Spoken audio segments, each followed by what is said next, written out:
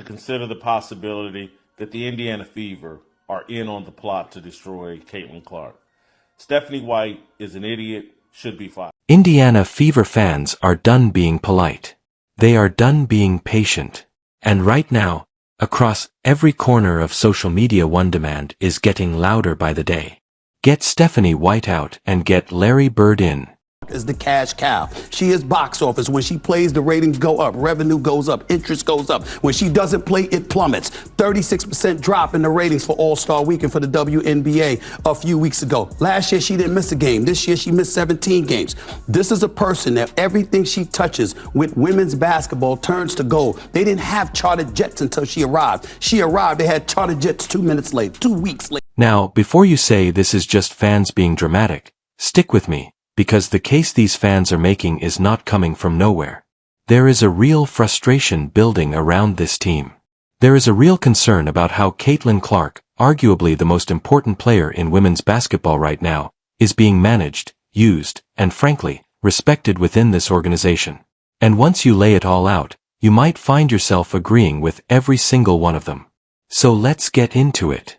Exactly is going on? Why are Fever fans in an uproar? And most importantly, could Larry Bird actually happen? Indiana Fever fans, so let's keep it real, let's keep it 100 like a Ben Frank, you hear me? So let me ask y'all again, is Stephanie White a good coach, a great coach? I'm waiting. No, she not even close. If anything, she puts a star in the offense. She's sucking the life out of the team, out of the franchise. And Kelly Krostoff, whatever her name is, Lynn Dunn, you hear me? They all need to... If you have been anywhere near Fever content online recently, you know exactly what the temperature is. Fans are fired up. And the trigger this time is a pattern. A pattern that fans believe has been going on since the moment Stephanie White walked into that coaching job.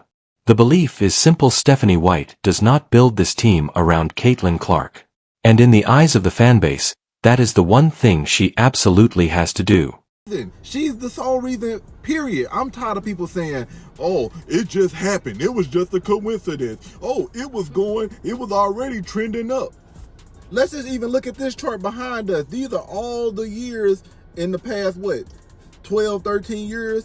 And that's 500K. These numbers, for the most part, weren't even close to 500K. When Caitlin comes, look at what happens. Don't tell me Caitlin ain't the reason. Caitlin is the reason why they just got that money they just got. Caitlin is the reason why they staying in amazing hotels. Caitlin is the reason why they getting all the stuff that they got. All the charting the flights. Literally, Caitlin is... To understand why this matters so much right now, you have to remember what the Indiana Fever are. This is not a franchise with decades of championships. This is not a team dripping with talent at every position. What this team has, what this team's entire present and future is built on, is Caitlin Clark. She is the reason the arenas are packed. She is the reason the TV ratings look the way they do. She is the reason there is even a conversation about the Fever being a legitimate contender. That, the league knows that, and the question fans are asking is, does Stephanie White know that? The number one priority was to land Kelsey in free agency again. Just how important was she to your team this year? How important has she been to the Fever? Obviously, the 8 years she's been with the franchise, and how badly do you want to keep her around? I mean, yeah, she was the number one priority a year ago, and she's the number one priority this year. She's been so important. And, I said this last year, Kelsey deserves to go through this stage of her Indiana Fever career. She's been through sort of the worst of the worst, for lack of a better term, in and out of the building, growing pains with getting the organization back. You don't get back-to-back number one picks unless you've been at the bottom for a while, right? And she showed up like a pro every day, and she just continues to work and continues to grow, and she carried the franchise, and she carries the teams in different ways, and she deserves the... Here is where the frustration really kicked into another gear. Stephanie White made it clear publicly that Kelsey Mitchell is a cornerstone of her plans for this Indiana Fever team. And to be clear, nobody is saying Kelsey Mitchell is a bad player. She is a legitimate scorer. She has earned her place. But the moment you start building the offense around Kelsey Mitchell's needs, instead of building it around the player who just came back from injury, won an international MVP, and is the co-favorite to win the WNBA MVP award in 2026, you have lost the room. All right, there appears to be major decisions ahead of the Indiana Fever front office, Amber Cox, Kelly Krauskopf, and head coach Stephanie White. And the truth be told, we don't trust any of them based on the blunders that they made last offseason. And it appears the Indiana Fever might make the crucial mistake, and maybe it's not even a mistake on their end. Stephanie White has already come out and said how Kelsey Mitchell is the #1 priority and how she wants to build this team around Kelsey Mitchell. And if they are committing to giving her a multi-year max contract, they've officially chose Kelsey Mitchell over Caitlin Clark. This is the thing fans cannot get past. The 2026 season has not even tipped off yet, and there are already decisions being made that seem to suggest Clark is going to have to fit into a system rather than be the engine of one. Fans looked at what Clark did at the FIBA tournament in Puerto Rico, where she was the primary ball handler, ran the offense, and was given full freedom, and they watched the results. She was dominant. She was magnificent. And when she came back, the oddsmakers immediately made her a co-favorite for WNBA MVP. That is what Clark looks like when she is trusted completely and given room to breathe. So when Stephanie White comes out and signals that Kelsey Mitchell is a priority, around the same time Clark is coming off 8 months of recovery, fans are not just annoyed. They are asking a serious question. Does this coach understand what she actually has? Or whatever in this league, that there's still so much in her. And you know, I tell her every day, like, I love being her coach and I want to. Okay, I don't see it as building a team around Kelsey Mitchell, but I just don't like her words because it does sound like, oh, we gotta give her the chance to lead the team and stuff like that, and like it's a rite of passage, like it's a born right or something for her. Lady, the reason why you came to the Fever wasn't because of Kelsey Mitchell, ding dong. The main reason why you came to the Fever is because of Caitlin Clark. Let's keep it a buck. That's the same thing with Kelly Krauskopf and all these goons like Amber Heard and all them jokers all came for Caitlin Clark. If Caitlin Clark was not there, would she flock to the Indiana Fever after the Connecticut Sun run? No, she wouldn't. So stop this nonsense about priority this, priority that. Okay? Just get the deal. To understand where this anger is rooted, you have to go back to 2025. Caitlin Clark played 13 games last season. 13. In those 13 games, she averaged 16.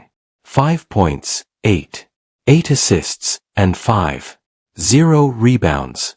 When she was on the court, the Fever were a different team. The energy in the building was different. The offense had a heartbeat. And then she went down. She battled a left quad string, a left groin string, a right groin string, then a left ankle bone bruise that she described as one of the worst ankle sprains she had ever dealt with in her life. She eventually watched from the sideline as the Fever made an incredible run to Game 5 of the WNBA semifinals, and she could not do a thing about it. She was supporting her teammates while the frustration of not being out there had to be eating her alive.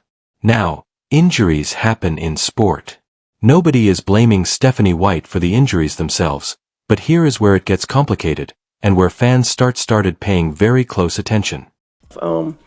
With Caitlin, but, you know, I think first and foremost, you know, as she builds up her endurance, her on-the-court activity, you know, making sure that she's healthy, and then continuing to move forward in terms of mechanics, number one. You know, and number two, basketball. You know, she's got to, at some point in this off season, play 5-on-5. It's going to have been a long time since she has, and so how we get that together, we'll have to see. We'll continue to have those conversations, but you know, once she's feeling good from a movement standpoint, from a soreness standpoint, and then building back that endurance on the floor without losing some of those, mechanical tweaks and mechanical improvements. Then we'll start building back up. And White was asked about Clark's health management repeatedly throughout the 2025 season. Her answers were always measured, always professional. She talked about taking it one step at a time. She talked about protecting Clark's long-term health. She talked about not rushing things. And again, in isolation, those are the right answers. You do not want to rush a player back. That is coaching 101. But fans watch something else. They watched a situation where Clark, even when she was available and working her way back, seemed to be handled with an abundance of caution that at times felt like hesitation. And they asked themselves, if this were any other franchise's star player, would the approach look the same? When you only play 13 games in an entire season and the team around you goes to the semifinals, you start wondering what could have been if the star was protected better from the start, managed smarter through the season, and built around more deliberately from day one. Come on, man. Come on, man. Now's not the time. Now's not the time for random side quests and adventures and side gigs, okay? We need everybody all in, 100% focused on the task at hand. We need everybody paying attention to details, being detail-oriented, and getting it right. Stephanie White, we don't have time for these random side quests that you are now doing right before the season is about to start. It's already a lot of work to be done. There's a lot of catch up to be done to build this team up around Caitlin Clark, to make the right decisions in this offseason, one starting with the critical Kelsey Mitchell decision, draft decisions, and you are running around doing side quests.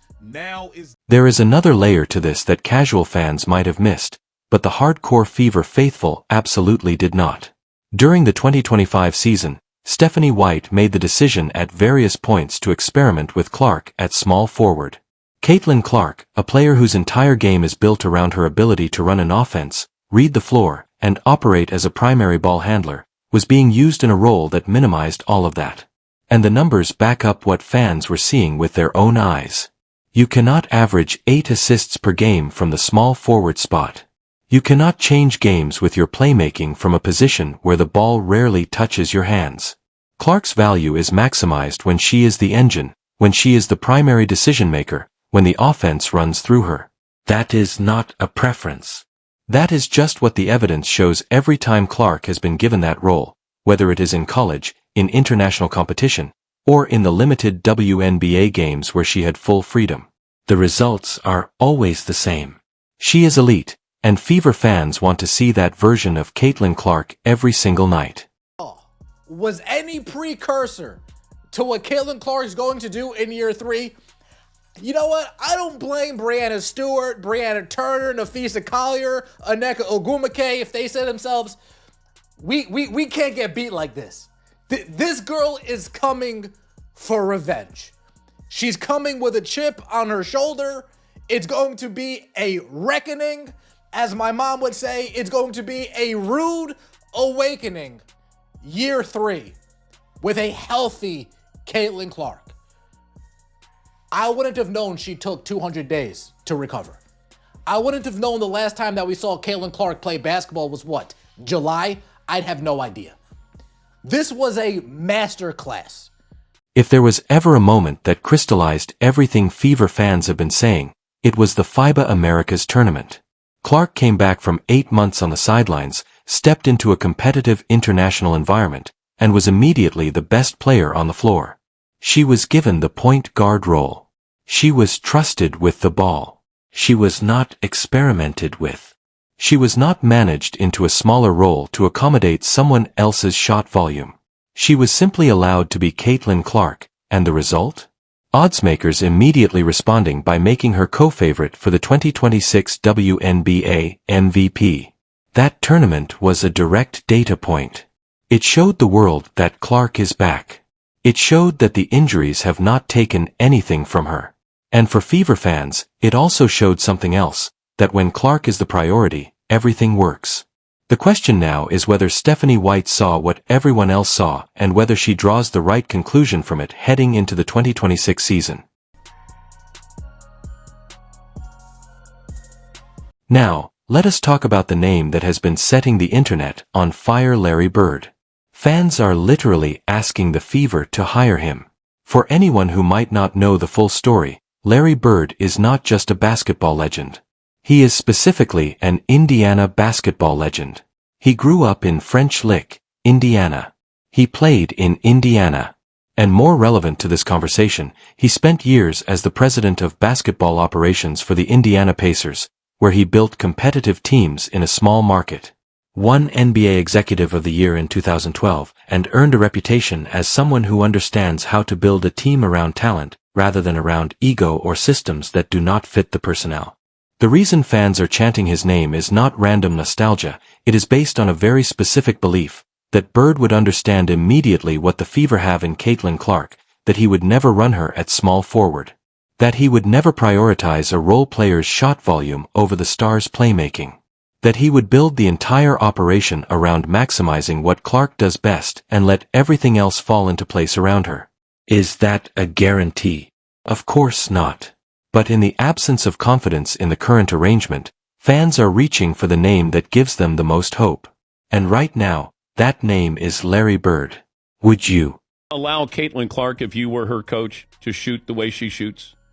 And further back if she wants. There's no bad shot then for her. He's like Steph Curry. You think Steve Kerr ever tells Steph Curry, hey, Steph, don't take that shot?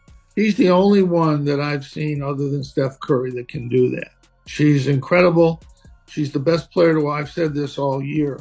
She's the best player to watch playing basketball, other than Steph Curry. I mean, I drove to Albany to see her. I've never done that. You know, the last time I drove someplace to see a player was Pete Maravich in the NIT. So she's that good. Just an amazing passer.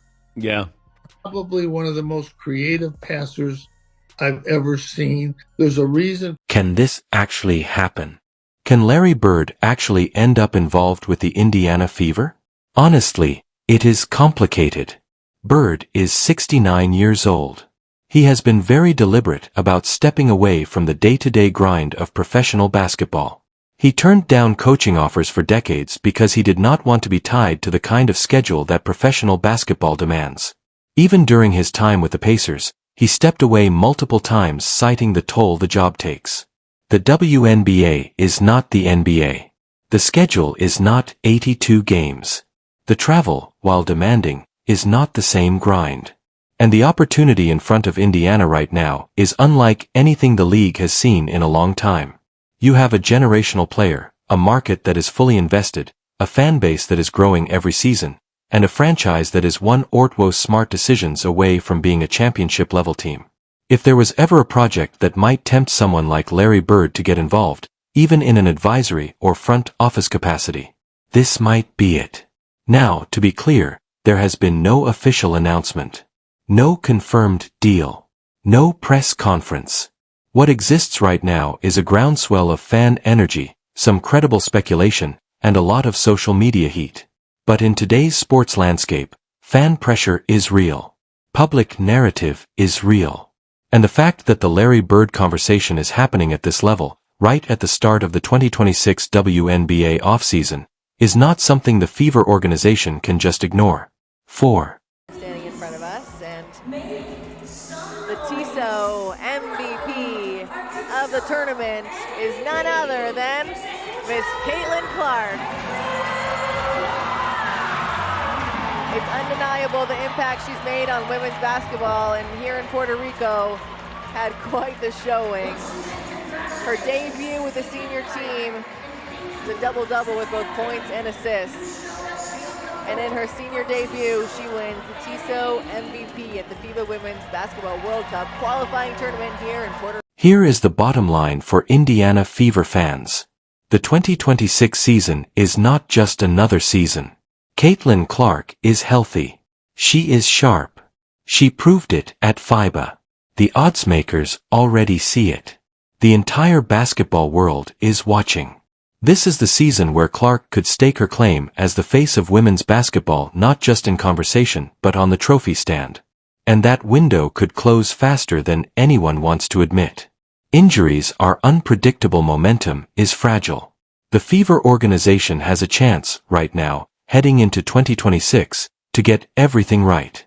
To build a lineup and a system that puts Clark in the best possible position every single night. To stop the experimentation. To commit fully to the idea that this team rises and falls with number 22, and that everything else is a supporting role. Fans are not asking for anything unreasonable. They are asking for the organization to look at the evidence, look at the data, look at what Clark does when she is given the keys, and then make the obvious decision. Build the team around her, trust her completely, give her the offense, and watch what happens.